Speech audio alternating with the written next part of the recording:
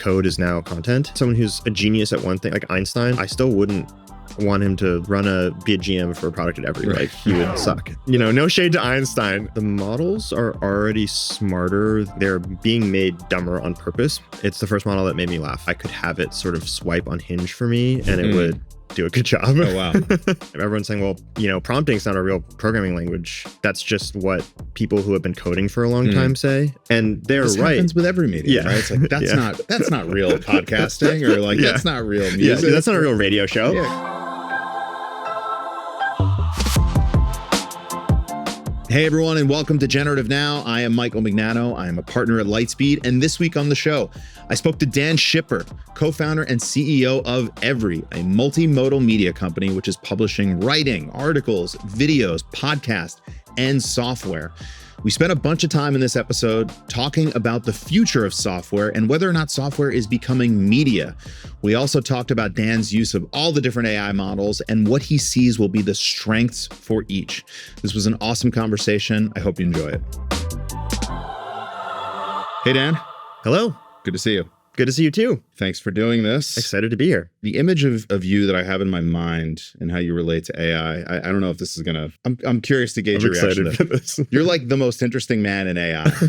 You're writing with it. You have this writing company. You have a podcast where you talk about it. You're building products. Like you're doing all the things that one would want to do with it. I guess the only thing you're not doing is you're not training a foundation model. I'm not. Not yet. Maybe that's next. Yeah. I'd be curious to know like what that foundation model is. Is it just like a pure language model? Is it anyway? That's the image of you I have in my mind as it relates to AI. Accurate? Thank inaccurate? you. That's very kind. I love it because I think as a personality, I'm very curious and I have a very generalist skill set. And I think it lets me like go into all these different areas that I've always dabbled in. Like I code and I like to write and I play guitar and I play piano or whatever. But each of those skills, I could teach some of them to myself. Like I taught myself coding, for example, but to really like make a lot of progress, like you often you need to go to school or you need to get a teacher or whatever, or you need to be able to talk to experts. And I think AI sort of changes things where like, I actually don't need that. It would be helpful also to talk to people, but like I can be curious. I can make a ton of progress just like coding with, Cursor or GPT-4.5 or whatever. I love that. It just makes me so excited every day because I get to explore all these different areas that I'm really curious about. Just maybe focusing on coding for a second. I understand you taught yourself to code, but were you coding this regularly prior to AI? I mean, there have been periods in my life for sure. Yeah, so you founded a company. Yeah, software company. I started coding when I was in fifth grade. Okay. I read a Bill Gates biography and I wanted to start a Microsoft competitor. Nice. And I was going to call it Megasoft. That would be really cool, actually. Classic David and Goliath. Yeah, obviously. It didn't work out. Yeah. Microsoft's still around. Yeah.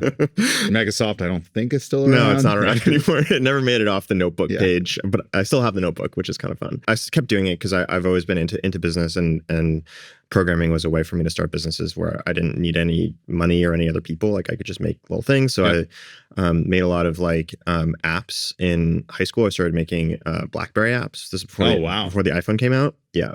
And then I did iPhone apps. And then in college, I started my first actual company called Firefly, which was a software company. I spent a lot of time coding. What was Firefly? It's been a while. I think actually the product is still around, which is kind of fun, but it's not called Firefly anymore. It was a co-browsing product. So co-browsing is like screen sharing, but instead of sharing a desktop, you share what's on a web page.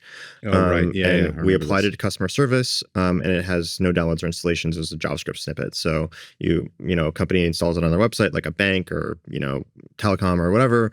And when a customer is having a problem with the website and they call the agent, we let the agent see what they're doing on the website, help them through the site in real time, all that kind of stuff. And this is in 2012 we started it. And just you? Me and two friends from college. Okay. At this point, the technology is still probably kind of hard to make, but not really that hard to make, especially with AI. But back then, it had to work back to IE8 in order to work with enterprises, which was this is like a huge WebRTC nightmare. It was pre-WebRTC. Okay. Pre-WebRTC. There are these things in browsers called mutation observers that let you see what DOM has changed on a web page, and so Good browsers like Chrome at the time had mutation observers, so it was a little bit easier to do it. Bad browsers like IE8 did not, so we had to do all these like weird hacks. Like we overrode every single JavaScript function on the page in IE8 in order to see what people were doing to the page to like represent the changes to the agent. I'm on a big tangent, but basically like I really did very little coding. I'd always like did like little projects. So like we have this file cleaner app as part of the bundle called Sparkle that organizes your files, and it does it with AI. And I built the original version of that pre-AI like at the very beginning of Every, but like mostly I wasn't coding. And I think the difference is with AI now, A, maybe it's like a little bit more my job to like be experimenting with stuff and building stuff, but B, it's much more achievable to code with divided attention. So I can be like doing something else and like type a little thing saying like, go do this or whatever, which is, it's a lot more like managing people, you know? Where I don't need like, you know, Paul Graham has the like famous maker manager schedule thing. And I don't think that that's true anymore. I think you can be a maker on a manager schedule because you don't need like long blocks of focus time as often. It's good to have that too, but you can still make a lot of progress without it. This totally resonates with me. So I don't code as much anymore, but I do design. I do like a bunch of work in Figma or whatever. And same thing, like I'll be in Figma like focusing, right? Yeah. And then I'll just go over to Claude and throw out an idea for like an animation or something. And it just goes off, takes a few minutes, then it comes back and I was like, oh wow, that was exactly what I was picturing. Yeah, I can just delegate these random tasks without focusing intently on them. So that totally resonates with me. Okay, so what was it called? Sparkle? Sparkle. So that's one of the first products that came out of Every. Yeah. Every is super interesting to me. It wasn't a product company as far as I understood. I mean, I remember when you and Nathan founded it. It was probably what, 5 years ago? 5 years ago. Oh wow, I got my exactly math right. It's like a writing collective. Yeah, like I almost pictured it as a publication on Medium or something at the time. Tell us a little bit about that, because that's very different than building a software company. Yeah. There's been a very circuitous route to what we are today. The way I describe Every today is we're a multimodal media company. We publish writing, podcasts, videos, and software. And we're sort of in this world where what it means to be a writer and what it means to be a builder, or the lines are starting to blur because you can write English and turn that into software. And code is now content in a lot of ways because you can just like build a little tool over a weekend and it goes viral in a way that like an essay used to, you know?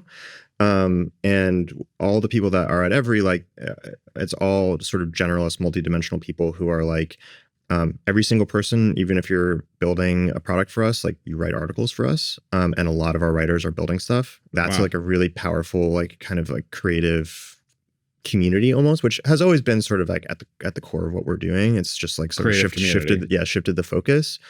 And then what we do is we bundle everything together. So you pay one price and you get access to all the software that we make and all the writing that we make, which I think is like going to be more and more important as the cost of building software goes down. Having like a trusted place where you can learn how to use AI and also access like really, really high quality AI software all for one price is like, I think, a really compelling value prop. So that's sort of where we're headed. The way it started is like almost, it's weirdly similar. Like it started in one place and then we kind of like did this like long detour into another place and ended back where we started in a lot of ways. Because I started Every as a newsletter called Super Organizers, where I was interviewing people about their productivity tools and systems. And the reason I started there is because what I really wanted to do is build like a tools for thought app, like a Roam or Notion type thing, because I've always been obsessed with like productivity and tools for thought and note-taking and all that kind of stuff. And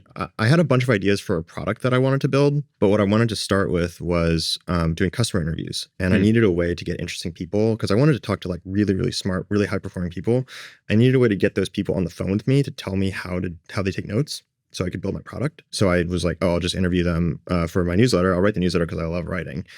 But eventually I'll build a software product and I'll be able to launch it to the audience because like the thing about productivity software is that it's like a very fragmented space and like having early distribution helps a lot. And it's got like a vibrant community. People are really into these tools. Yeah. Exactly. And so built an audience for whatever you ended up building. Exactly. Yeah. And that really started taking off because it was at the very beginning of the like sort of Substack creator economy wave, which at the time I didn't really know, but it was growing really fast. And I was like, oh, cool. It would be awesome to like make this like a media business. And so I started chatting with Nathan because Nathan and I had been friends for a long time. As a detour from the ultimate vision of making the product, or a pivot, like, hey, you know what? I'm not going to build this product. Let's just do this writing. I think it was always in my head and always in Nathan's head to some extent that like we could also build software if we wanted to. There's this weird every DNA, which is like both writing and software products. Yeah. Because like that's my background. That's his background. You built like a whole CMS. Like you said, Substack was around, but you guys built this whole new Our CMS that we still use is all internal. Oh, wow. Yeah.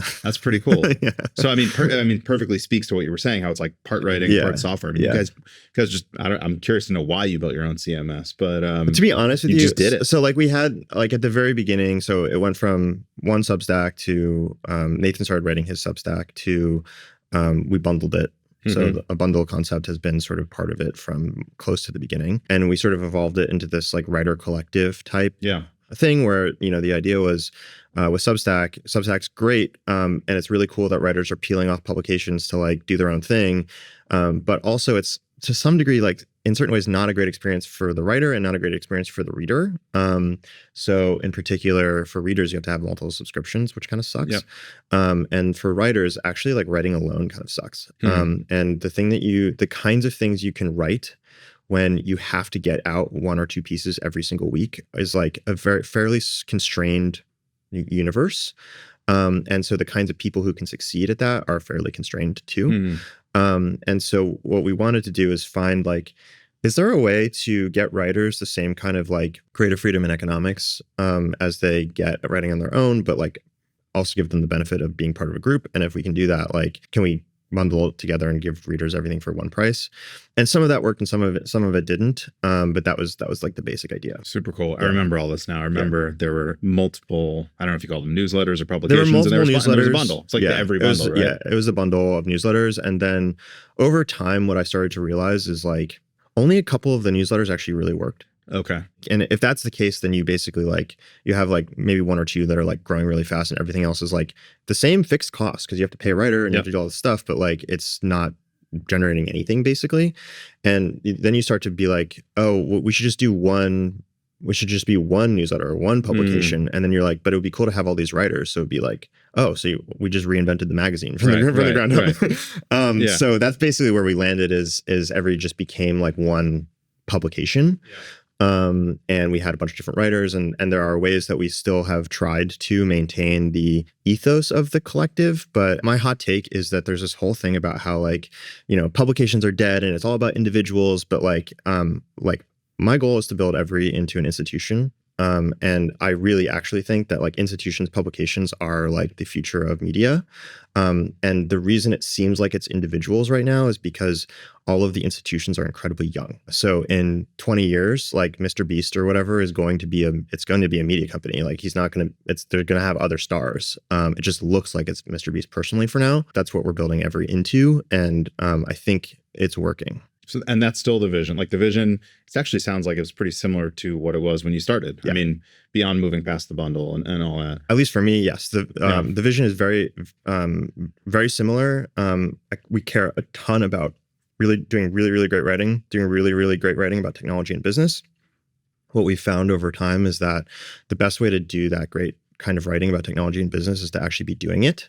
So we've always had this sort of like practitioner ethos. Part of doing it is like I built Sparkle on a whim, and that taught me a lot about, you know, building productivity apps that I could use to write about. And then we sell to the audience and the audience starts to like it, right? And so if you're building these experiments to write about it, you should probably release them. And if you release them, sometimes they go really much better than you expect and they become businesses. And so there's actually like a really organic loop here of writing experiments and turning into products and then turning into eventually into businesses. So it's very important to me that the soul of Every stay like this sort of like creative playground where writers and other types of creatives come to do their best work. But I also think, you can make a really, really great fucking business out of that now, Yep. especially because it's so cheap to make software. You said something really interesting earlier that resonates and something I've been thinking a lot about, where you view software as a form of media.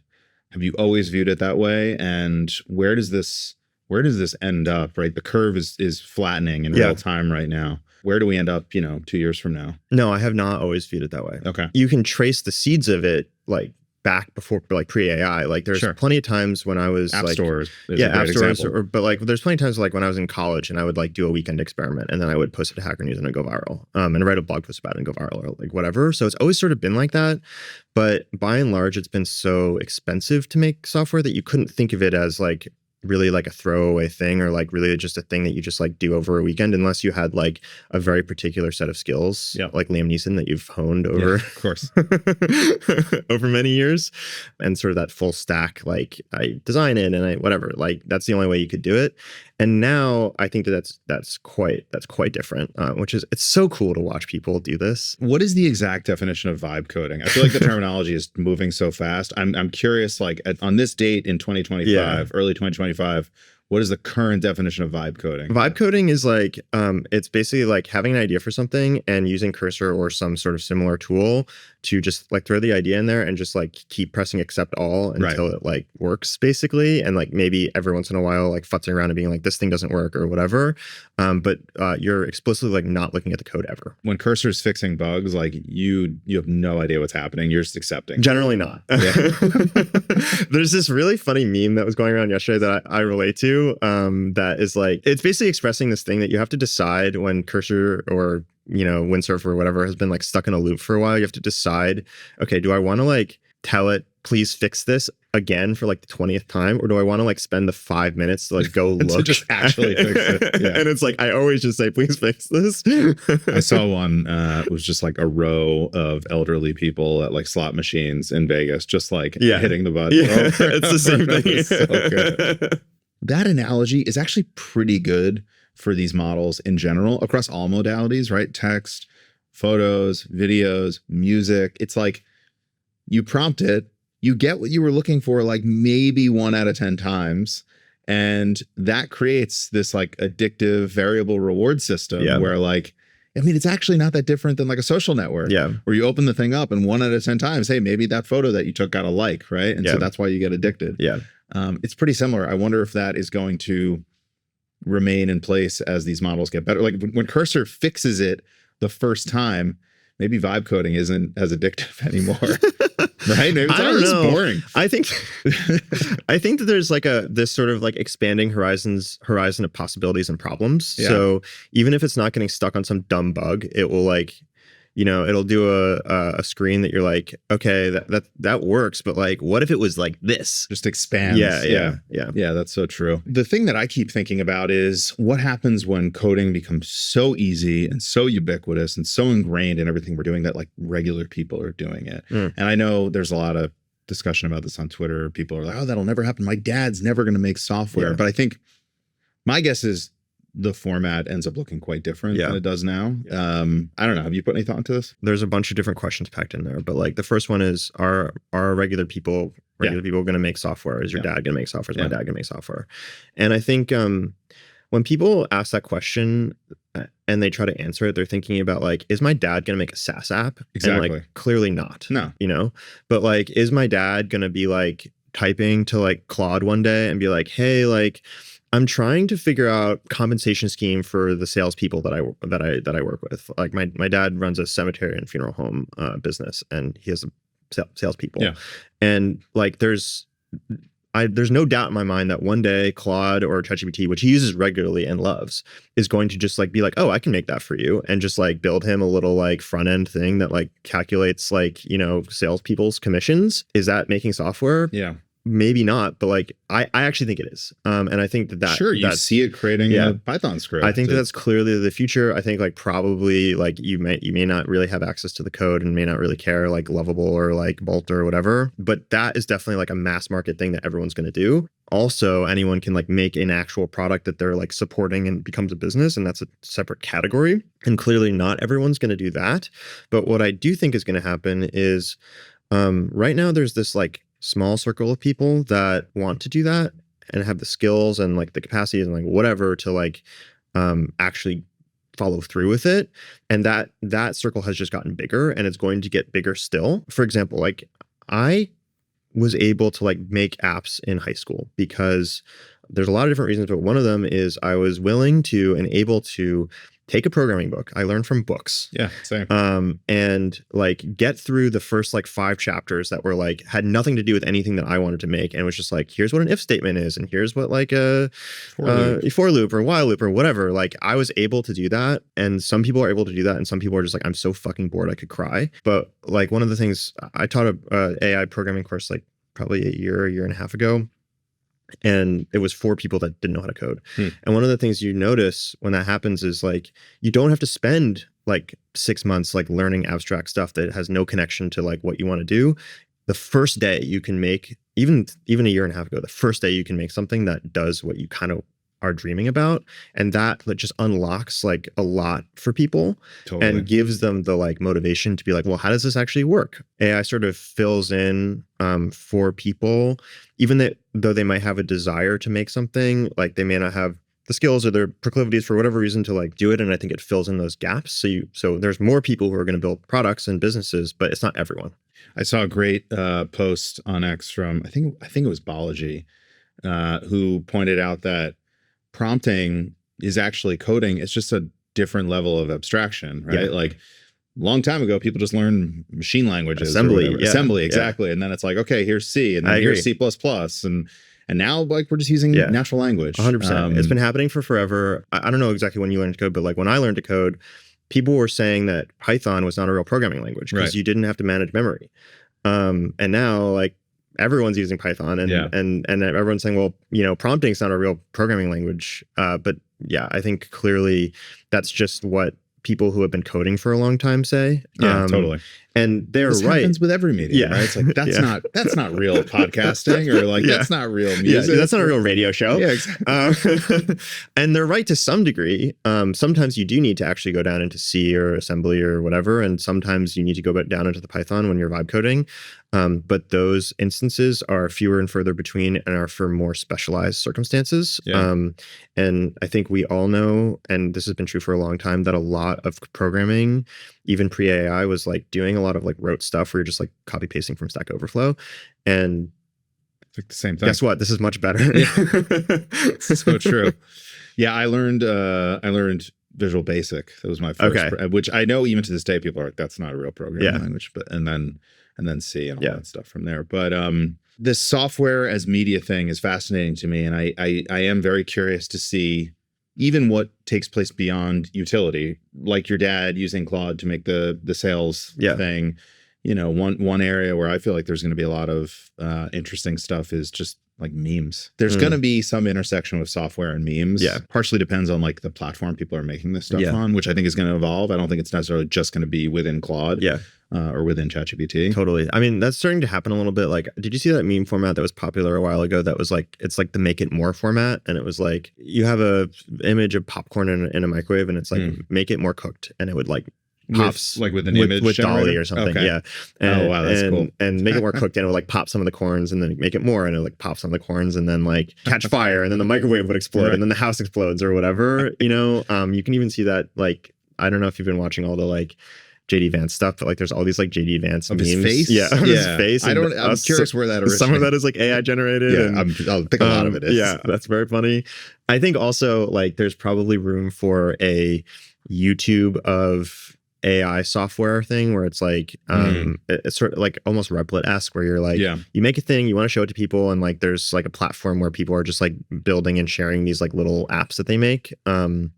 And they're probably not full-blown apps, but they're like, you know, the kind of things that people ship as a weekend project on Twitter. And I think that could be like a whole format that evolves. Totally. That I don't think we know what it looks like yet, but it's definitely coming. Yeah, I think that could be for entertainment. I wouldn't be surprised if some of those things even have some like micro utility to them. And who knows, maybe it's a special type of calculator or something. But yeah, I'm really fascinated to watch this whole space unfold. So it's a collective of creatives who are creating media, which could be writing, podcasts, and now software.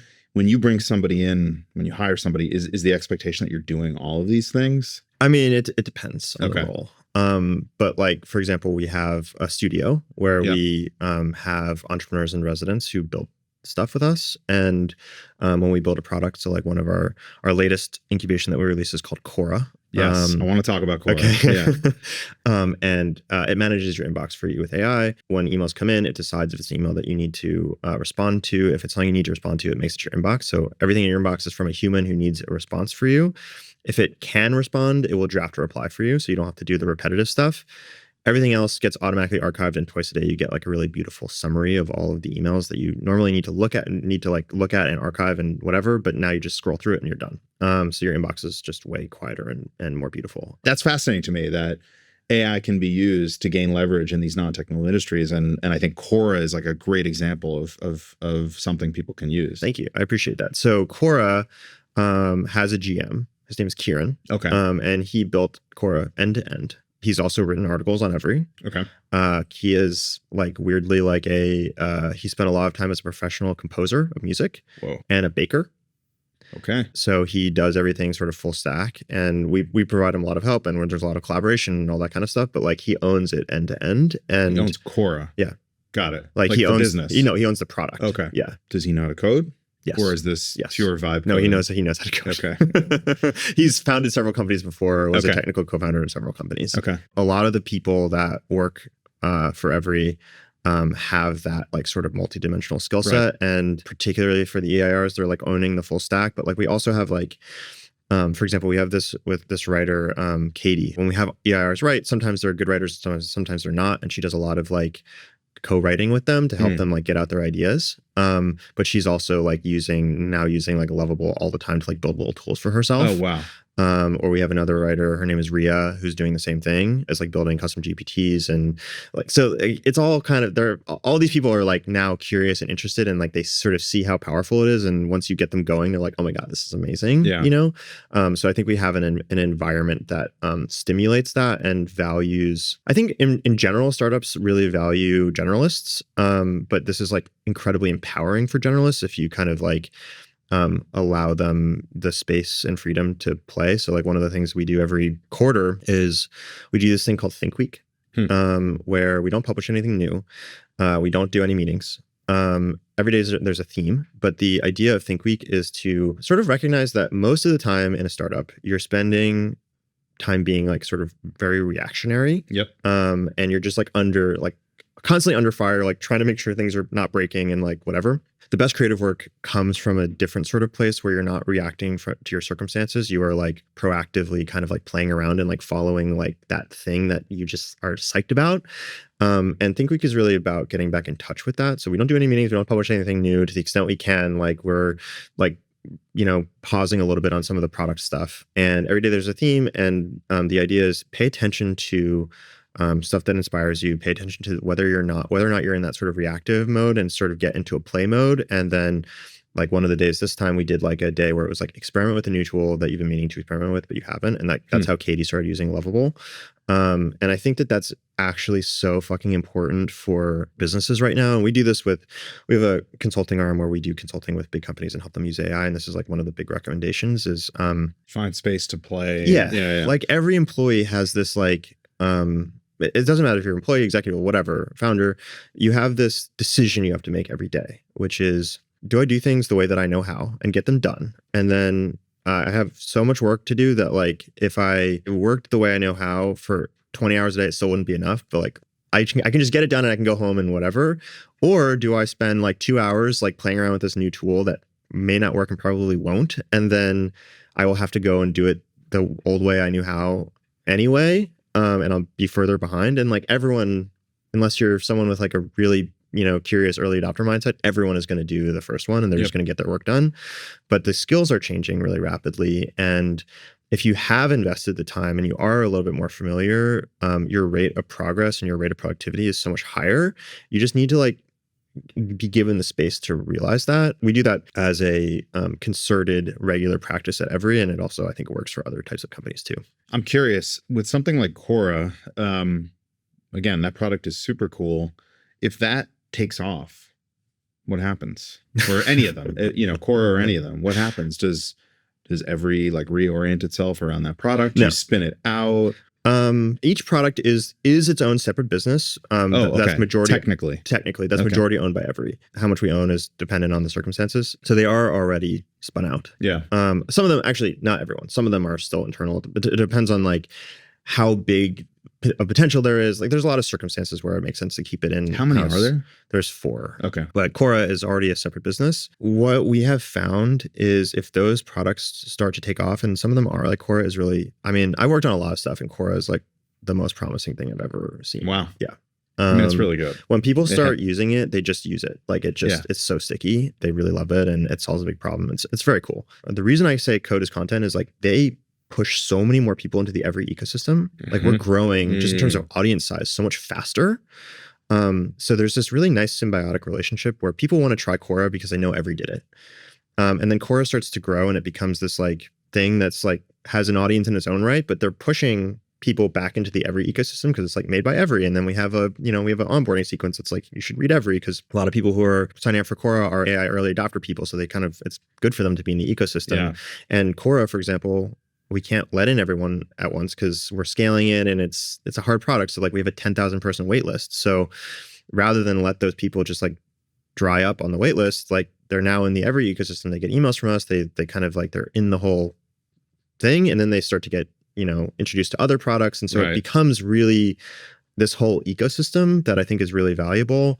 And I think all of the like EARs and stuff recognize that, and everyone's sort of on board to make Every this like sort of special place that I've been talking about. So if it gets big, I think that's amazing. And I think the bigger these things get, probably the less reliant on Every itself that they'll be. But they will prop up Every just as Every props them up and make something that's bigger than either one individually. You said these things are their own entities. I mean, you could end up fundraising just for Cora, or you could end up, you could end up putting it in a different office.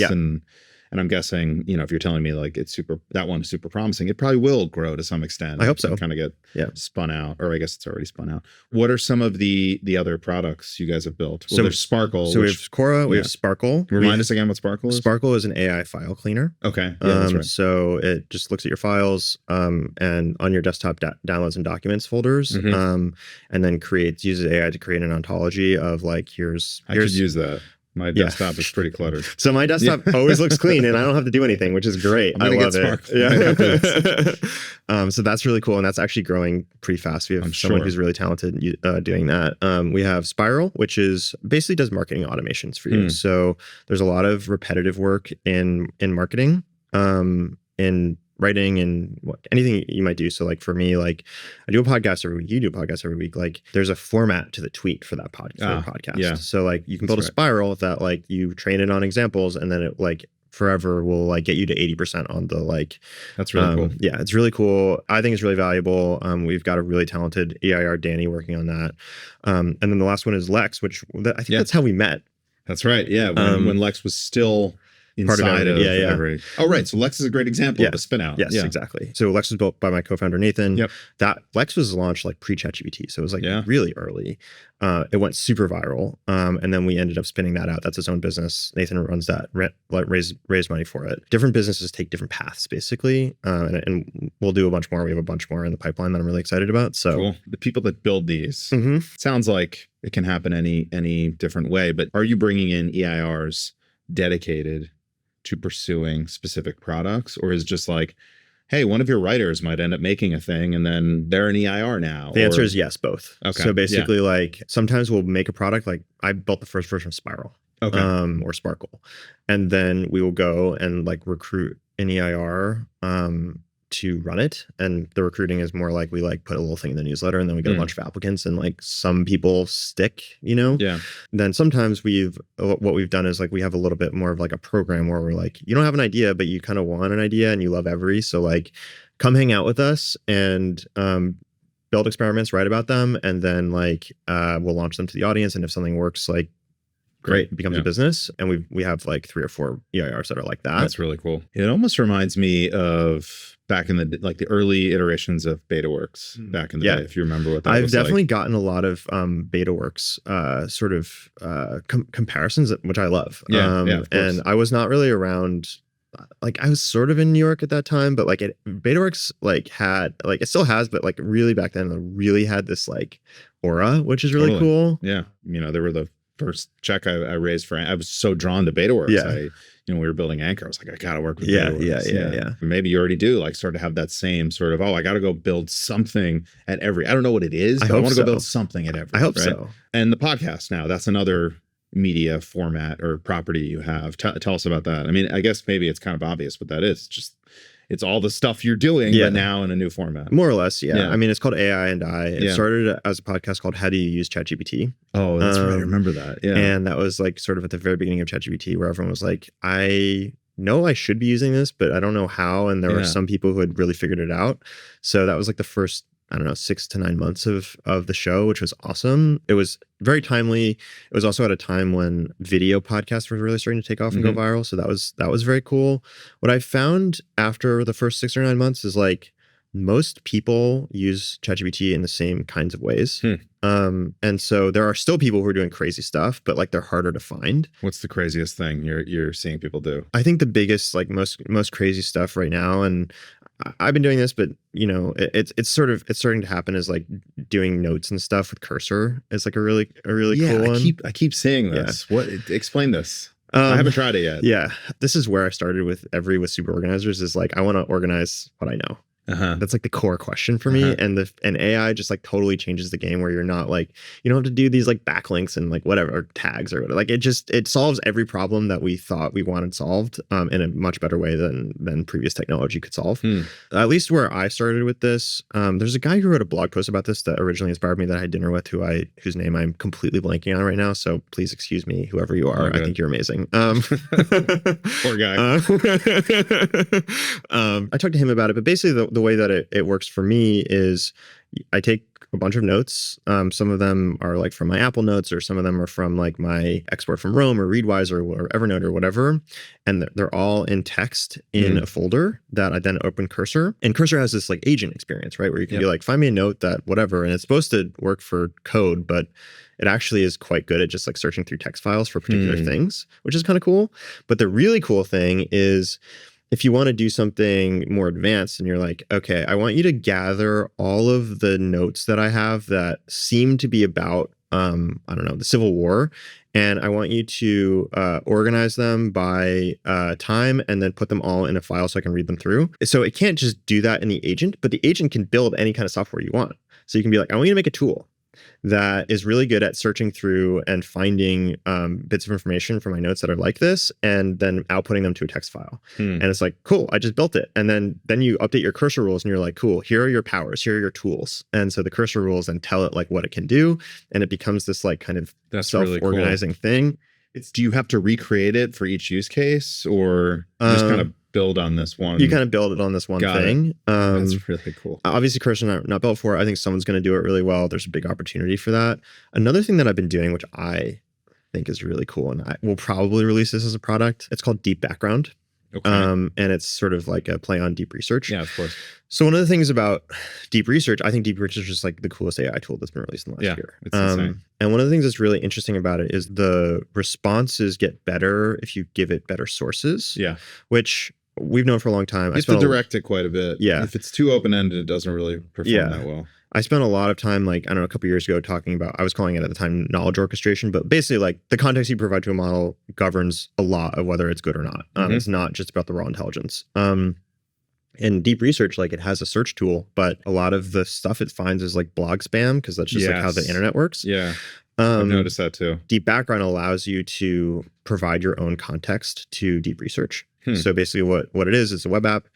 You can drop any file into it, and then it organizes it on a deep research friendly web page that is just plain text built for AI agents. And then you can kind of like say deep research, like, I'm interested in this question. Here's all the sources. And then you can put books, you can put like all your notes, you can put whatever you want. Why couldn't you just put that into the context window on deep research? I've found that it's not very good at, if you give it a bunch of files, like exploring all the files well, they may fix that at some point. It's much better at browsing through a bunch of web pages. And also it makes it more portable, and like you can just have this like one repository of everything that you might want to give to an AI agent that you're constantly adding to. like notebook LM meets deep research. Yeah, sort of like that. That's pretty cool. I think it's really cool.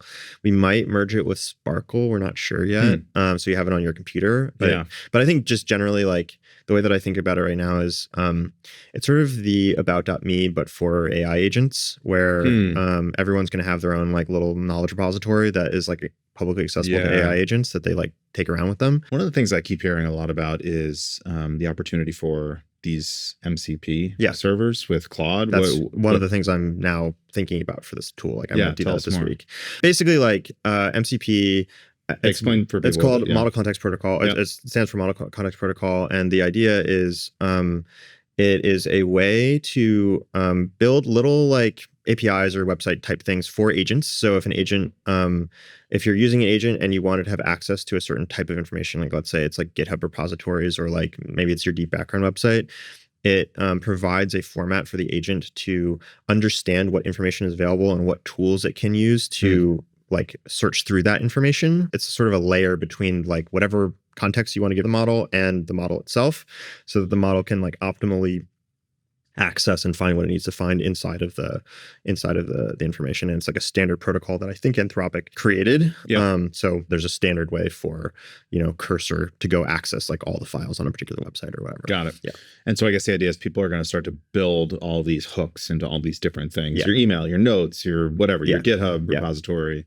That's pretty cool. And they already are. Okay. Oh, they are. Where do people find these things? There's a bunch of like GitHub repositories that are like little directories right now. Okay. And then they're on Twitter and whatever. It's just starting, but it seems like it'll be a big deal. All right, so back to the podcast. So this was a way to explore the way people were using ChatGPT, and that's how we got on this tangent around using Cursor for notes. And then I got bored with that, and then I was like, I just want to talk to interesting people. So like, every podcast starts with a very specific idea, and that just becomes an everything show. Yeah, I mean, so now it's AI&I. We rebranded to AI&I, and I'm really interested in how AI changes how we work. Like the I in AI&I is also about like how it changes like ourselves and what it means to be human and how we see reality and how we see ourselves and all that kind of stuff. And so I tend to talk to a mix of like startup-y type people. And then I guess I'm like sort of starting to branch out a little bit more into like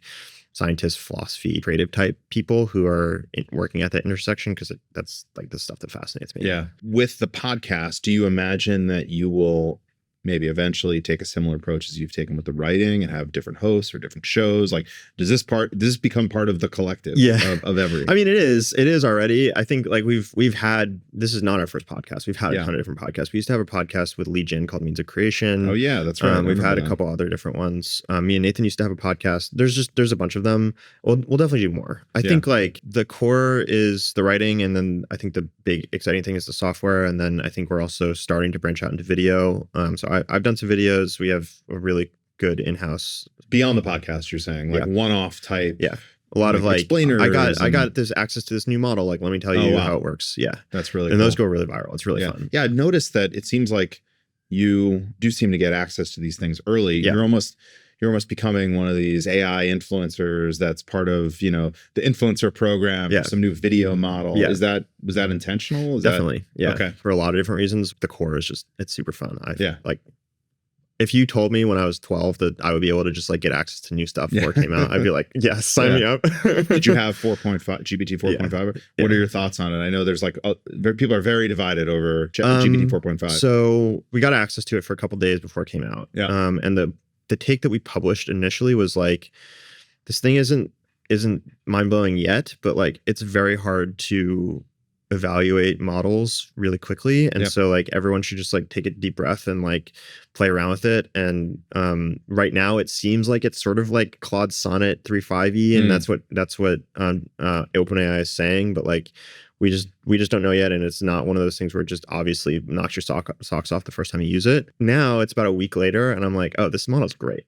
I really like it. An easy one is it's funny, and it's really hard to be funny. Yeah, these models, they really struggle with comedy. But this is good? Yeah, it's really good. It's the first model that made me laugh. I actually think it's the first model that like I could have it sort of swipe on Hinge for me, and it would do a good job. Oh, wow. It being funny is a sign of intelligence, because we're so used to the default picture of intelligence being something like, oh, it can do math well.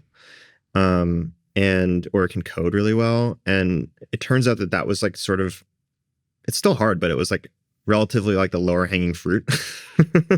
And actually just making a good joke requires a lot of intelligence, because you really have to know a lot about the world, because a lot of humor is saying the exact opposite of what's true. Right. And so you have to have a good sense of like what's true, and a good sense of being able to say it in a way that like comes off as a joke, and is the opposite of what you actually mean. And that's a very subtle thing to be able to do. So it's funny in the sense that it could write a stand-up routine, it could tell a joke. One of its best tricks is, the like 4chan green text where it's like, be me, like Google exec or whatever. And then it will just like write out just like a funny narrative about like a person's day. Like I'd had to do that for me, and I thought it was so funny. And I've seen a lot of other people do stuff like this. The thing that actually just totally changed my mind is I started getting it to do chain of thought reasoning.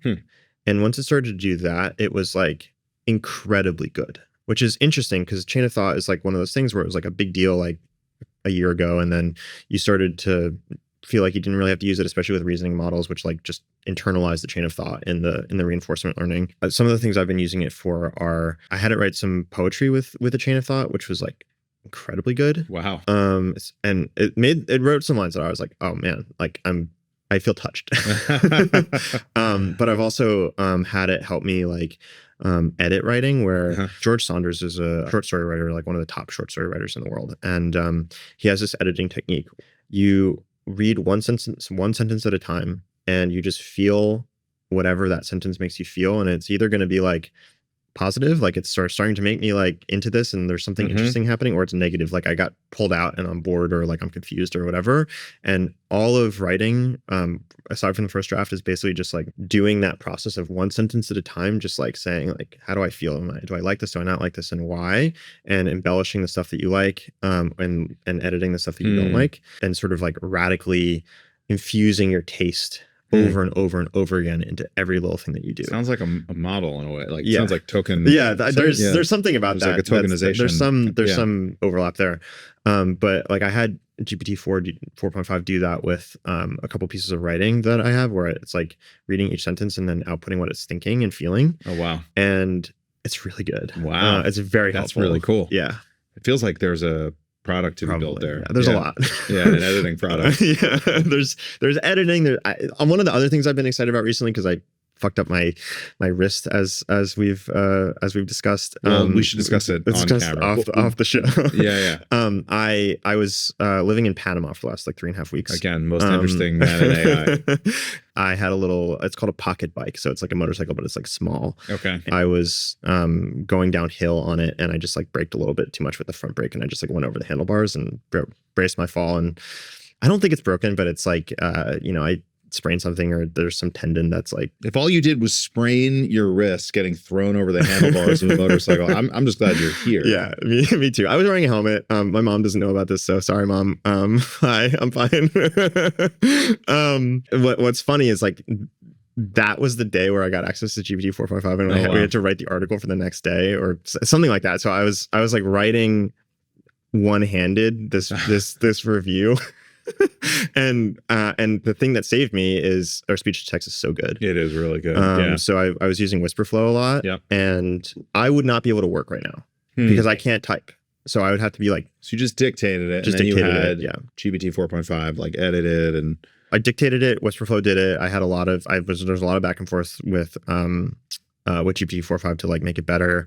I have a co-writer that I do a lot of the model releases with. His name is Alex, and he's fantastic and is such a big model nerd, and also like really, he is dramatically improved as a writer over the last like 2 months, like dramatically more than I would expect, having worked with a lot of young writers, and it's entirely because of AI. It's wild. Wow. Like he's made progress that I would expect to take at least a year and a month or two. Anyway, so he did some of it, and then Kate, who is our editor-in-chief, who was previously the editor-in-chief or the publisher of Stripe Press. I just got on the phone. Kate Lee. Yeah. I just got on the phone with her, and I was like, look, like we need to get this out in like 2 hours. Like I just need to tell you what it should say, and like you write it, and then I will like edit it a little bit. And she's like, I got you. Because Just glad you're alive. yeah. Yeah. So it was a true team effort of humans and AI collaborating awesome. to get that article out.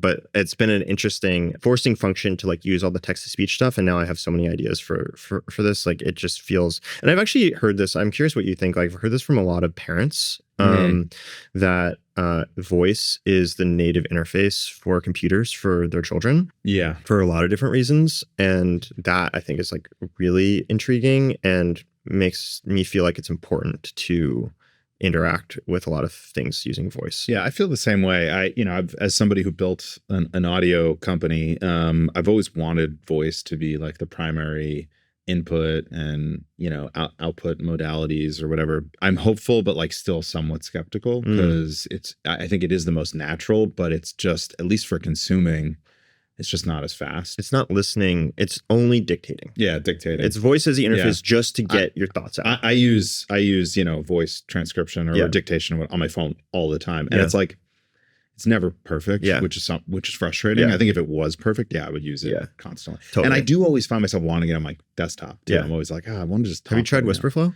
little bit. Yeah. I need to like really commit. It does to that pretty well. like, it's so funny. Like I usually write every Friday, and I haven't been doing that this quarter because I'm writing this like big long piece that I think is turning into a book. But oh wow, that's pretty cool. We'll see what happens. I got up this morning. We're going to record this morning, and I try to do 1,000 words a day, and I just did my 1,000 words in like 30 minutes, and it felt like cheating because I was just like talking and it was done, and I was like, is that it? And just cleaned it up. Yeah, I mean it's not final at all, but it's like it's enough where I'm like, this is good enough, you know. Like I'll come back and like really edit all this like once my hand is healed. But yeah, it's like really when people said audiobooks are not read it, like it feels like it's going to be the same thing for writing. What about some of the other models? Like how do you feel about, let's say, Grok? In my limited testing, it seems good. Yeah, I haven't really needed to use it that much. I think the interesting thing to me about Grok is one of my, in the very early days of AI, I wrote, or this generation of AI, I wrote this piece called Artificial Unintelligence. And the basic idea is that the models are already smarter than we allow them to be. Like they're being made dumber on purpose by the model companies because it's risky for them to be too smart. Yeah. Like the easy example is they're not going to tell you to make a nuclear bomb, which is good.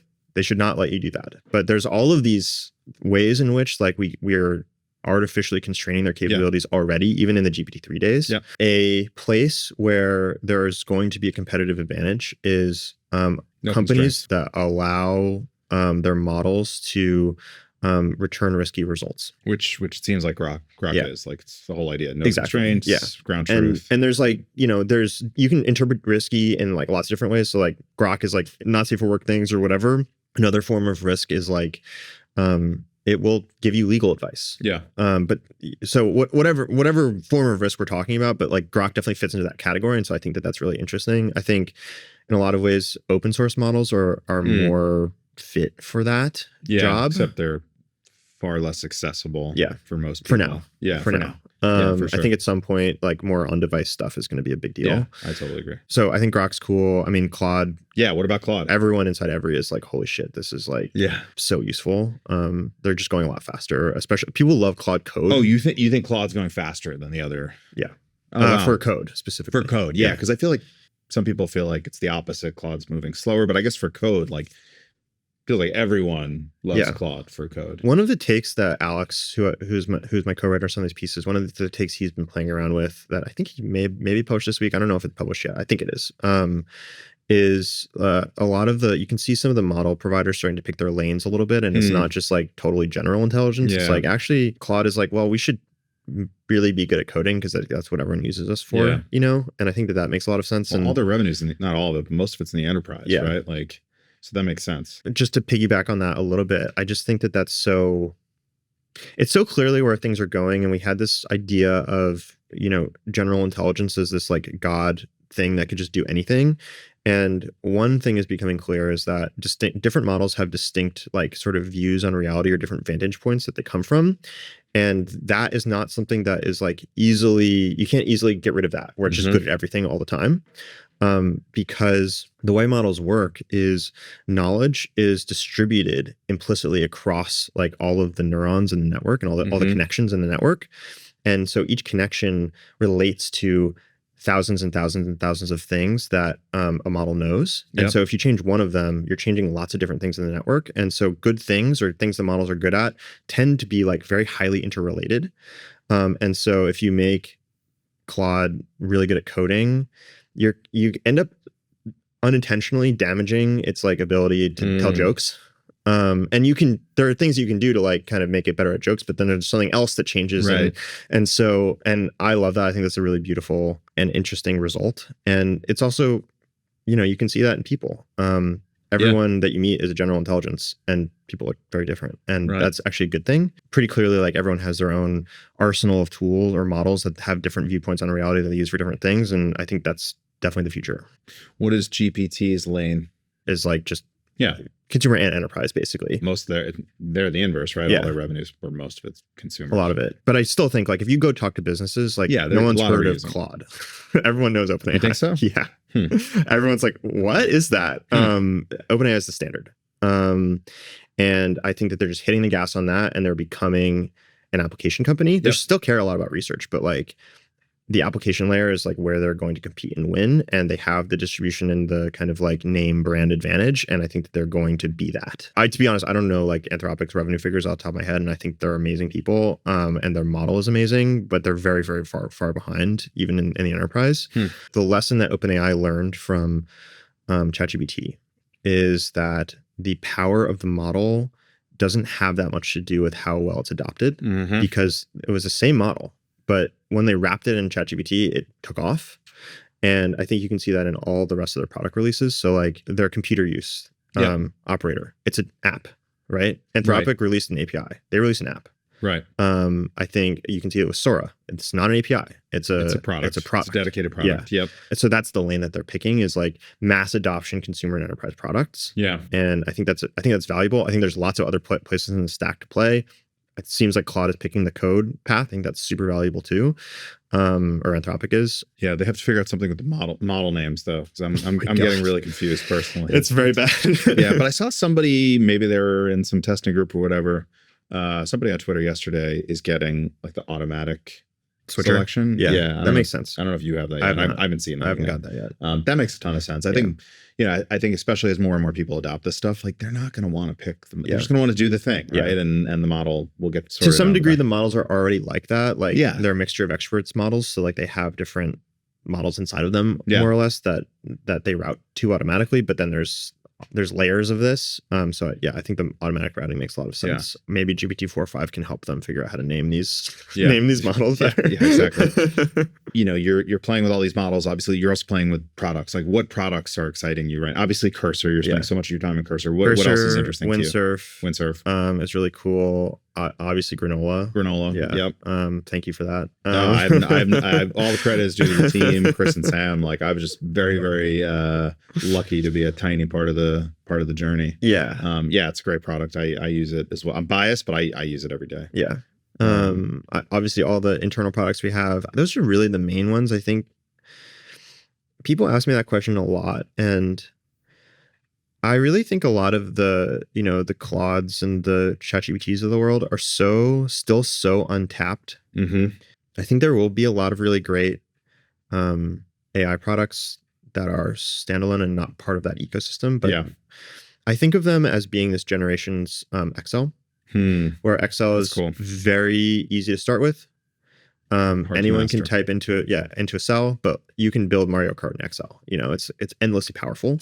And I think ChatGPT and Claude are like that, easy to start with, but there's so much. We're just scratching the surface of what you can do with just chat models. And it will take some time before people have built up these really specialized power workflows that they are like, I know how to use this and I can do it in Claude, but it's like hard. I would like a special tool. Same thing for Excel. Like Excel taught a generation of people how to use computers. And eventually they made powerful workflows that they were like, it would be great if I had another app for this. And then B2B SaaS became a huge thing. I think the same thing will happen in AI. You do? Yeah. So you don't think, because a lot of people think that ChatGPT Anthropic, like the model's ultimately going to take over these individual sort of verticalized workflows as well. You still think there's a huge opportunity for companies, startups, people to build dedicated products? If I had to pick what OpenAI's product strategy is going to be, I'd like probably pick Salesforce. Like Salesforce has like Salesforce Marketing Cloud and like CRM and like all the Sales Cloud and like whatever. Every vertical they have, every like, I don't even know if every business sector or area, they have a product, you know? So I think they're definitely going to, it's not just going to be like ChatGPT, like reports are they have a sales product, sales automation product, you know?